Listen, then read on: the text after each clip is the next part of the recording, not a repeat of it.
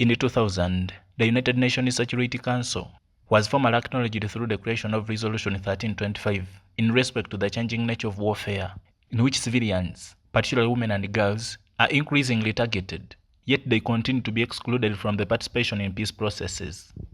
The resolution focuses on women's contributions to peace and security, emphasizing protection from gender-based violence and promotion of women's participation in peace processes.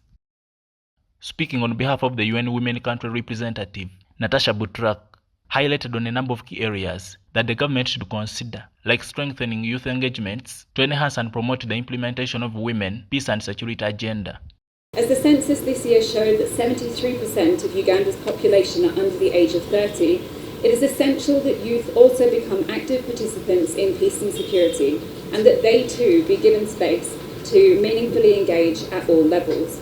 We also require greater knowledge creation of the Women, Peace and Security agenda, particularly at local levels, connecting actors and movements to build solidarity for and broader acceptance for women's participation, protection and rights across the conflict prevention spectrum.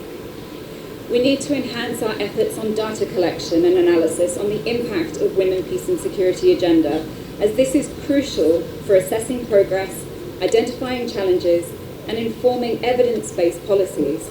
Presenting on behalf of the United Nations High Commission for Refugees, Matthew Crentseal underscored the urgent need for men to be equally integrated in the center of this initiative, just like the women themselves, at the receiving end of the armed conflict's violence.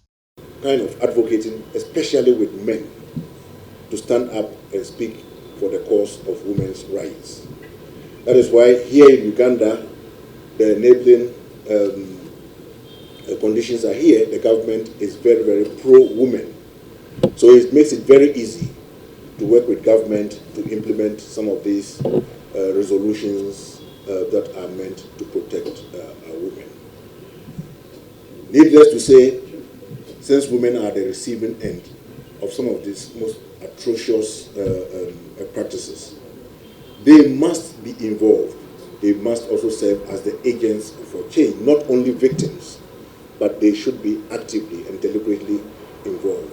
The Japanese ambassador, His Excellency Takuya Sasayama, highlights on a number of projects his government is undertaking, including the women hospitals and schools, intended to be constructed not only in West Nile, but also other areas of East Africa.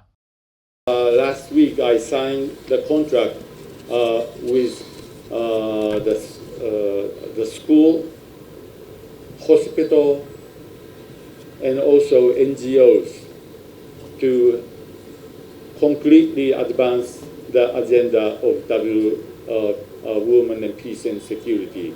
Among others, helping a women's dormitory, a girls' school, and also hospital, especially focused on the maternity of women, and another additional building for hospital in this respect.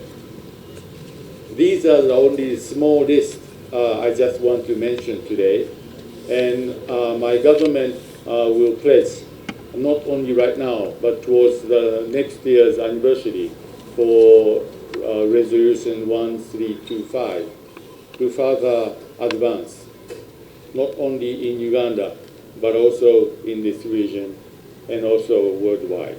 It's upon this ground that the Minister for Gender, Betty Amongi, renewed the government's commitment to practically advocate for the implementation of the UN Security Council Resolution 1325 beyond the national level to the Great Lakes region level. We will continue to work together with our partners, the government of Norway that is supporting our national action plan. We have our partners here that are also the Japan Embassy, the UNSCR, UN Women, and all the government MDS and other partners in ensuring that we work tirelessly, not only within Uganda, and you know that we know the impact of armed conflict. We have managed to largely keep this country peaceful. This commitment demonstrates Uganda's recognition of the critical role women play in achieving lasting peace and security.